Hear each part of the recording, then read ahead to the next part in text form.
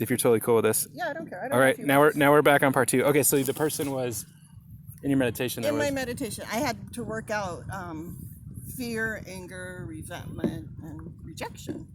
As we all do. Yeah. You're not alone on that. No, good grief.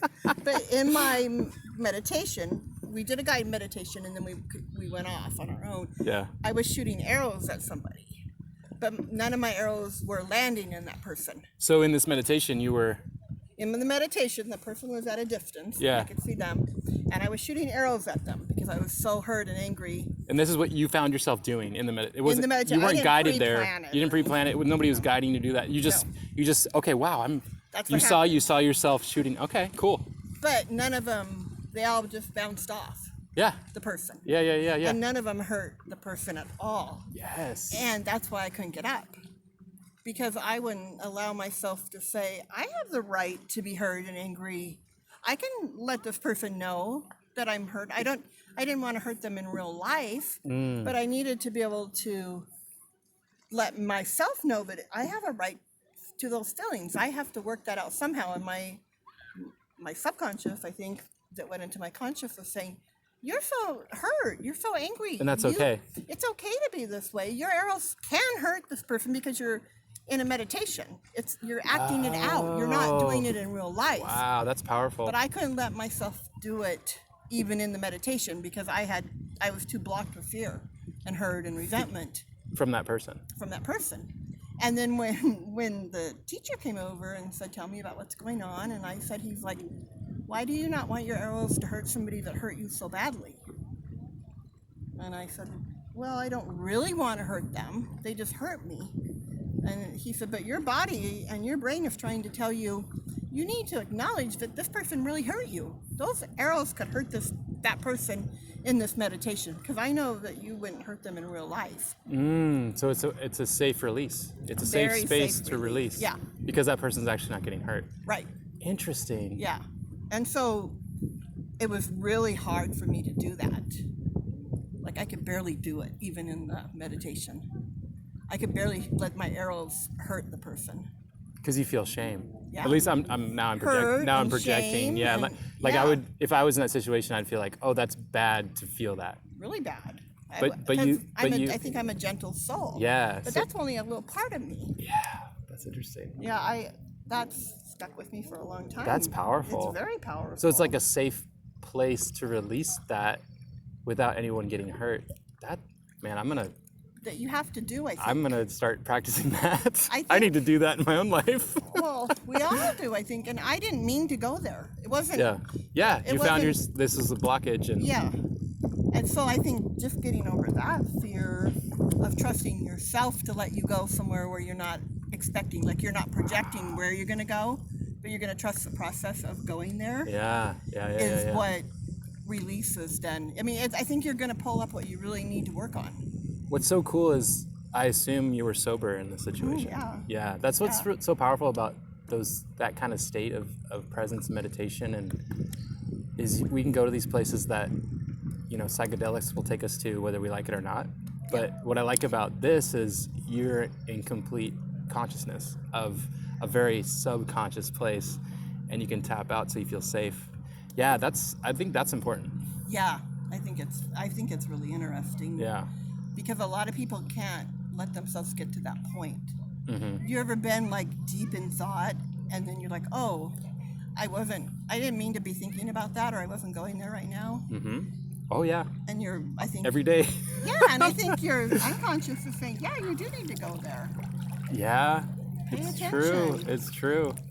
So I always thought that was, and then the process work in the beginning did use LSD to help people work through this process faster. Yeah. But I think it's more effective to do it naturally, because you're 100% with yourself. Yes. As you're letting yourself maneuver through these experiences. Yes. And what I like about that too is you can do it again without that. Right.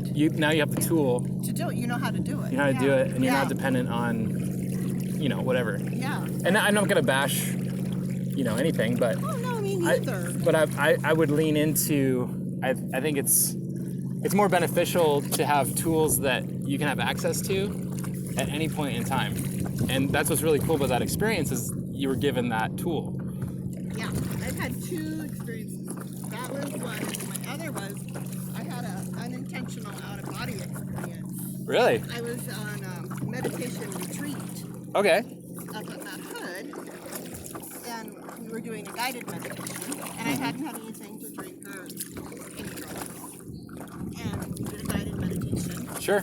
And then it was a long one, like an hour guided meditation. She left us on our own. Mm-hmm. And I was seeing different things. These 2 ancient Native American women that were talking to me, and complex goes on and on, but sure. then I heard her say, Tammy, you have to come back into your body now. It's time. And I literally, I didn't know I was not in my body, but I literally felt it. And I was laying down and my body went, hit the bottom of my feet and bounced back up. Wow. I literally felt it. Interesting. And that's been, 25 years ago, but I've never forgotten it. That was a huge, huge thing for me to think I left my body and that I literally, we hadn't been talking about out-of-body experiences at all. But that happened. And that happened, and then she's like, tell me about what happened. And I told her, and she said, you had an out-of-body experience. And I was like, well, what is that? Because I didn't know, I hadn't known about that. And so I think that was interesting. Yeah. But you have to do the prior work, I think, to get there. I think. What does that mean, prior work? What is that when you say that? I think you have to be paying attention to what your body's trying to tell you and what your conscious and unconscious mind are trying to tell you to go there, because I think otherwise there'll be fear around that experience. I think you have to tell the universe, I'm ready for what you're going to give me. Acceptance. Yeah. So the work would be enough, enough. I like that saying when the pain of staying the same is worse than change, and change will happen. Maybe that's the work. Like I've gone through enough pain where I don't want to be in this anymore. Yeah. Yeah. Is that it? Do you think is that the work? Like where you've experienced enough suffering and you've. I think that's part of it, but I think some people experience suffering their whole life, and they never. Not willing to face it. They can't. They don't have the tools. They're not willing to put the time in. There's so much fear. I think it is based in fear that we have a real protection of ourselves, and I think that our subconscious is protecting us too. Yeah. And so that fear will not allow you to do something that's different for you or something that you haven't experienced before. I think that you're going to stay in your comfort zone. Okay, yeah. And you have to be willing to take the risk. I'm going to leave. It's okay to leave my comfort zone. I know I'm safe. I'm going to take care of myself. Yeah. Or people, I mean, that's why a lot of times you can have a guided meditation, because you have your guide there to help you through the process. You're not just alone. So I think that's part of it too. And I think it sounds ironic, but in this time, but when all is said and done, the thing that's helped me the most with that, navigating my own fear, my own anxiety, my own stories I tell myself, is being in proximity around others. Yes. Like just being authentically around other people kind of sheds light on the reality of a situation. I think it's so true. And usually I'll find people naturally, I think, are more friendly and more accepting and more wanting to help us than we give them credit for. And I think that's one of the lies, is that the universe is against us when it's actually for us. Or we don't allow ourselves to be there in that with the universe. We keep ourselves distant from that. I think when you see people that, people that you might think of as really uptight, or like a type A that's really, really rigid, because they have to stay in that perimeter to be comfortable. That's how they protect themselves. And then maybe they've gone through trauma, and maybe yeah, and maybe that's because it goes back to what you said. If you can't protect yourself, Yeah. I mean, we can't care for ourselves and care for others, but you can't care for others if you can't. You see those people who are like workaholics and I'm a workaholic. provide for their family. Yeah, I'm a bit of a workaholic. They're more driven for financial reasons Mm-hmm. because they want to provide. Yeah. Because they can't show their feelings in other ways. I see. Yeah. You get what I like? Well, in my own experience of workaholism, it shows my lack of trust that provision is there, that I live in abundance, and so I constantly chase the carrot of like, okay, I got to keep working, I got to make sure, all the needs are met, but not leaning into the trust that it's not like there's way more going on than just me. Like I'm just a little piece, and there's so much more going on than my little world frame, and I need to trust that the universe is a friendly place and we're all taken care of, and I play a part. But if I get into reactive fear, like, oh, I got to control my little universe, that doesn't work. It doesn't work so much. I've found. I agree, but it takes a lot of self-talk, I think. For me, at least, when I'm, like during this pandemic, I live alone, and I'll be like, I can't do this for 8 more months. I need people. I'm a real people person. Yeah. I could go down that path, or I could say, whoa, wait a minute. What are ways you can be a people person during this? You're fine. You can, go for hikes. You can, but if I let myself go down that other path, then I'm going to be really fearful and afraid, because I'm afraid I'm going to be all alone for a really, really, really long time.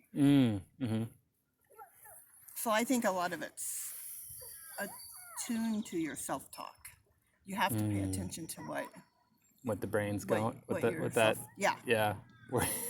And why. And why. Yeah, that's good. That's healthy. I think it's so. I'm drawing a blank on the books I liked, talking about energy transfers and auras, and it's a trilogy. The Cecilian Prophecy. Have you read that? I've heard about it. It's so good. But talking about how we all share energy, of course, because we're made up of energy. But we don't see that. We can't visually see that. We can feel it sometimes. But have you run into somebody who you can feel their negative energy? Yeah. Yeah. And I probably have been that person too, Like I'm sure I've been in a funk where it's like, yeah. Me too. But yeah, for sure. Yeah. And they're saying, this book was fascinating, talking about, have you ever been around somebody, they kind of deplete your energy? Oh, yeah. Because yes, for sure. they don't have any energy themselves, positive Yeah. energy, so Yeah. they need to get it. I've literally had people, ask me to hug them. Like, and I was just curious. I was like, because it wasn't like the hug time. Right, yeah. And I think that was that situation. Like I had an abundance of energy. To the point where I didn't feel anything drain. Yeah. But I think they were, because I've never really done that. I've never really asked somebody for a hug on that level. No, me neither. And but I was like, so people are starving. People are thirsty. Like that's kind of what that shows me. Is like people are in need. Yes. Of just that, what you're talking about, that energy. Well, and we're going to get it. Yeah. However we can. And if we're not going to be able to get the positive energy, we're going to get other energy. Because we need energy. So this is where, for me, I don't know what your thoughts on God are, but this is where I go for myself. In my experience, I think there's a fragment of the infinite or God that lives within me. Right. And I have access to that in my morning time, in my still small space, the still small voice, they call it.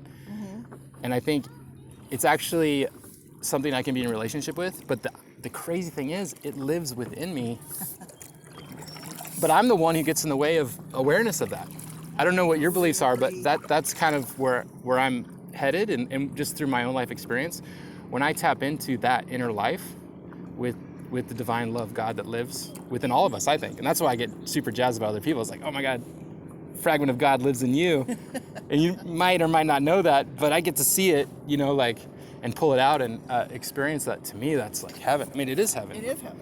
Yeah. And I think we live in a very low frequency planet, and so comparatively to the rest of the universe, and so it's hard to know that or understand that. But I think that's the next level of consciousness, is that awareness of there's a fragment of divine love. Like, if God is love, then love actually lives within you, within me, within everyone here, and we can be in relationship with that or not. And it's you have access to that at any point. That's what's really crazy and blows my mind. It's like, I don't need said thing or said whatever. Oh. It's right here. Yeah. Well, hopefully this pandemic has shown people you don't really need that much Yeah. to thrive. Well then, yes, correct. Our basic needs have to be taken Maslow's care hierarchy of needs, Yeah. But it's not that much. It's really not that much. Yeah. No. Yeah. Here, I'm gonna go on the other side of you. Okay. Because the audio speaker is on. But yeah, it's not that much. And in this culture, it's like, it's telling us it needs to be this, it needs to be that. But that's just fear-based, wanting to make money kind of jam, which is fine, but it's not real. It's doing what we've been taught. Yeah. Like we think we're supposed to do. Yeah. It's not within us. But if we can find that within us to bring out the positive within us force, it nourishes everybody else. Yes. Yeah. And it's an abundance. Yeah. It is unlimited if you allow yourself to tap it, but I think we put our own roadblocks in the way. Oh yeah. To get there, you have to do some hard work sometimes. Yeah. So it's a sweet spot, isn't it? It's Definitely a sweet spot. And so to me, that work is my morning time. What do you do in your morning time? I do my best to have solitude, like in nature, because it's so easy to like look at the phone or get caught up in errands or all the to-do lists. But I do my best to like take a little pocket journal, put in my headphones and listen to, like, beneficial music or whatever, and go for a run. Like, actually right here, I run to a spot over there. Gorgeous. And I just let that part of myself talk to myself and let the, call honor to the infinite. I'm a finite being in an infinite universe, so tapping into the infinite and humbling myself, like, I'm a finite little thing, like, what do I know? Like, tapping into that infinite thing. And then whatever I get, usually it's like 3 things I need to focus on for the day. And then I go back into Babylon, if you want to call it that, or just whatever, the low frequency planet. But those 3 anchor points are my go-tos. Like, I'll have to get caught up in all these other things, but usually it's 3 things that this is all you need. Sometimes it's 1, and it's really not a lot. And to me, it's like, oh, I'm doing enough. That's the message I get a lot. It's like, you're doing enough. Just focus on this. Be kind, be loving. Yes. And so the work for me is that daily morning. It only needs to be like 30 minutes. And it just sets me for success for the day, or sets.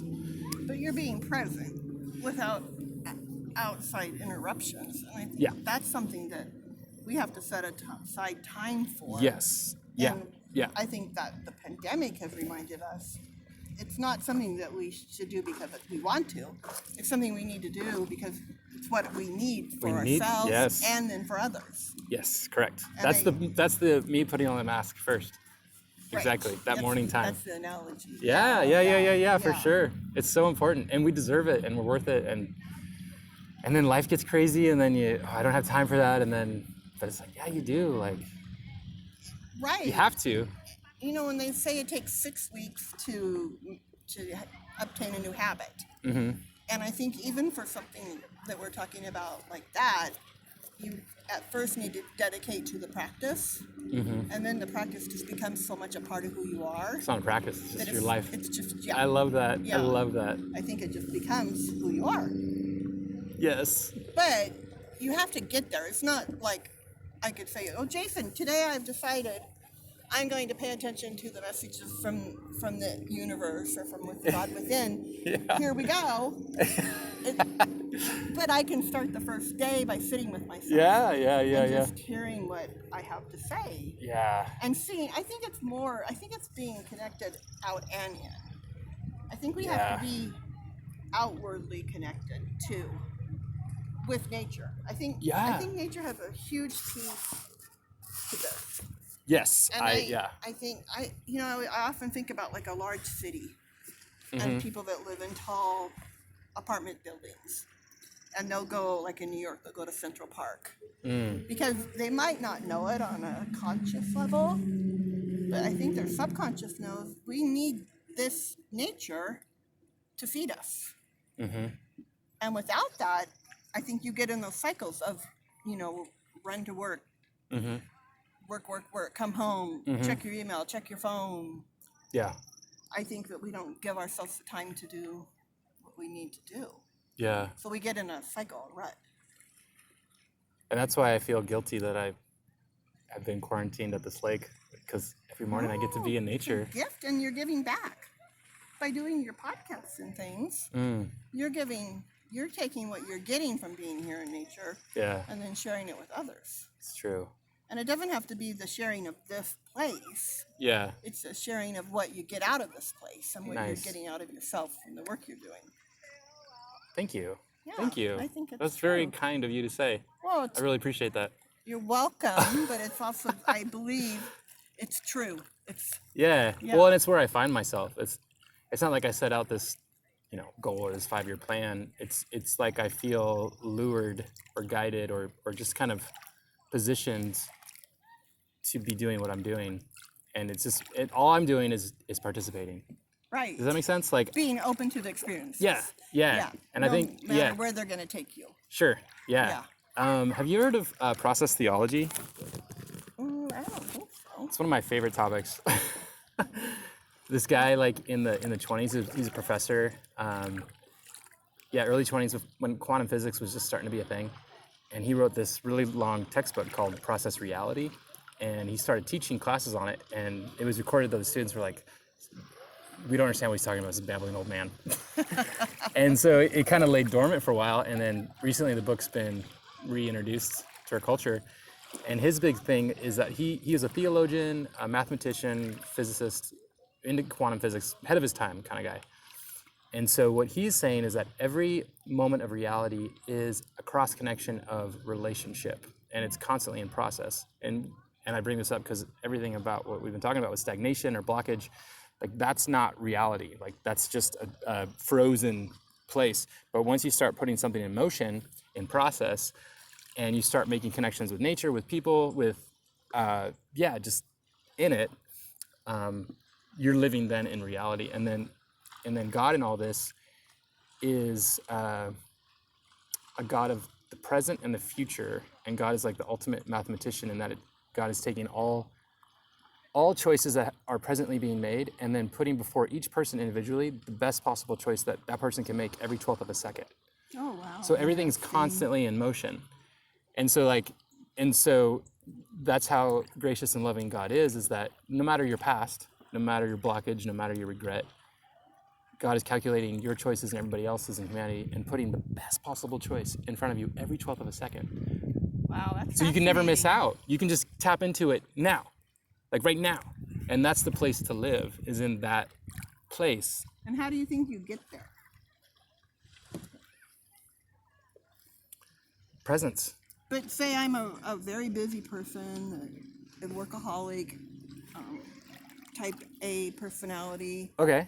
And I don't know how to get myself there in the very beginning. So how do you get there? Well, I think maybe a lot of us live there unconsciously already when we're just living life and we're just fluid in motion and we're present. And then I think it's a tool out of when we notice ourselves in stagnation, in overwhelmed. We've all been there. Overwhelmed, angry, frustration, stress. You just want to cry. You don't want to be in your body. You don't feel comfortable in your own skin. You're overridden with anxiety. Anytime we feel those things, it's like, okay, just take a deep breath and realize the best possible choice is given to you right now. Take a deep breath, and then whatever comes to mind in that moment, do. And sometimes it's simple as call Jessica, or go for a walk, or but you're just opening up to let that information in, and because that lure, they call it a lure, it's constantly luring you to a better way of being. And it's so loving and so gracious, it's not that hard to tap into.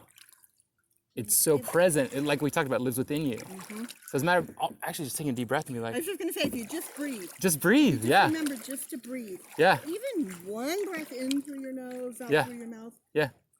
Shifts your body. You can feel the shift in your body. Yes. It's just literally one breath will do that for you. Yes. And we just have to remember to do it.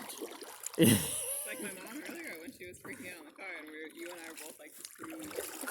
We both said it at the same time. Good. Take a deep breath. We Good. both did it at the same Good. time. Good timing with that. Let me swoop it in. Yeah. Dude, this has been epic. You just went out. We've been. I love this little. This is like the This cove. the podcast cove. Yeah. We went deep. Yeah, I was like, should I go check on them? Yeah, we're still going. Yeah, we can still go. I had a feeling. That's why earlier I was like, let's get Tammy. Yeah. See, that's Process Reality, is that the name of the book? the name of the book is Process Reality. The name, if you want to look it up on YouTube, it's Process Theology. Yeah. I could trust you guys to. Oh yeah. Oh yeah. No, it was epic. Well, you just leave a talk like that from better. Right? I This mean, is it just every time reminds you Jason of and what I you hang need to out. be doing. Yeah. That's why I love to go there. Like your mom would tease me. She likes to go there. I know, and I'm like, Mom, you get there, and then you'll understand why. But she just hasn't ever gone there. What if we were talking about, because we haven't let ourselves get past that fear part of what does that mean to let yourself go there? Like, if I say, I actually had an out-of-body experience. People that haven't learned a lot about that will be like, yeah, that's right. You did. Like whatever. Sure. And that's okay because that's where they are at. Yeah. But That's even if you just remember to be open to the experiences. Yes, and be curious. Doesn't necessarily mean that said experience happened or didn't, or it's right or wrong. Right. But I can still remain curious. Yes. You know. Interested. Yeah, and I think that's healthy. You know M. Scott Peck? He wrote the book The Road Less Traveled. One of my favorite quotes from his was, "The path to holiness is through questioning everything." And it's not in a rebellious way. He meant it like in a curious way. It's like, oh, okay, well you said this. Oh, interesting. Instead of like, no. Same with improv class. Yes, and. Without the judgment. I guess and. Yeah. Yeah. Was that? We get there every time. I feel like. Oh, did we talk? Yes, Yeah. and The yes comes up and. a lot. Yeah. Yeah, like yes Hashtag and instead of yes, because the blockage is the problem. Instead of yes but. Yeah. Saying and instead of but. That's right. Yes and is much more opening than yes but. Yeah. I had never thought about that. I try to not use the word but. I try to change it. I try to not to and. use the word but too. And it can get in the way of being authentic. I've noticed the yes and is kind of trending right now. So I've actually noticed when I start saying it, somebody's like rolls their eyes. They're like, oh, you're just being a facilitator, or That's so funny. Is it trending right now? it is kind of trending. The yes and is kind of trending, yeah. And in my world, the facilitation world. Well, because for me it's social work, right? So like it's Yeah. it's a big thing in my world. That's just from like social work Yeah. school. So like, my network is other facilitators for team building, and so sometimes we'll use the terminology we use when we facilitate with each other, but I mean it genuinely. And sometimes they're like, "Don't yes and me, don't facilitate me." Well, I hear yes and because I hear. My mom does that to me though. She's like, "You're like therapizing me." I'm just talking. Like I just want you to be happy. And then when we were really doing that the other day, it was like, Tammy loves this. She just lives for Becca asking her. Because I was doing that. I was just doing like the curious thing and just asking questions. And my mom was just like, don't. Yeah, she was, don't social work me. She was annoyed with you for getting so into it, and she was annoyed with me for asking so many questions. Which is like a comfort place for both of us. Right. But my mom gets so mad at me. Like that's what she like gets really peeved with me, like at home, because I do that to her sometimes. But it's not her comfort place. That's why she. Well, and I think okay, I have so many opinions about my mom. I think that she like feels a little attacked. I think that for her a lot of it is that my dad was always like, you need to do this better and you need to do this better. And so I feel like when I ask her questions like that, she feels like it's me being like, you need to do this better. Instead of like me seeing something in her that she has an issue with and like wanting her to look into that, it's like that she sees me seeing an issue in her and it's like challenging her to improve. You know how creative she is. Like she makes so many things into so much art, cool art type stuff. I think that's her way of letting those emotions out. but still protecting herself. Yeah. Because she's doing all that creative stuff. You have to be in a good space to do that creative stuff. But you don't have to be. But she's been doing that for years, and she was really not in a good place for a really long time. Like, I think it is like a safety blanket for her, for sure. It is. But I think I think it's a lot harder for her to tap into that sort of thing, just because of like she was not able to ever take care of like the me. Like, she always was trying to take care of the we without taking care of the me. I'm gonna pause it. We're at the 30-minute mark.